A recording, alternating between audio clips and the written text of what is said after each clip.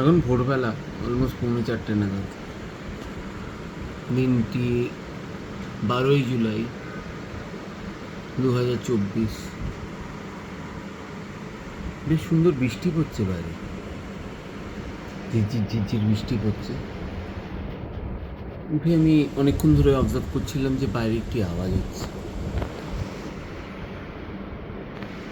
এই বৃষ্টির মধ্যে ডিসাইড করলাম যে আলোগুলো নিভিয়ে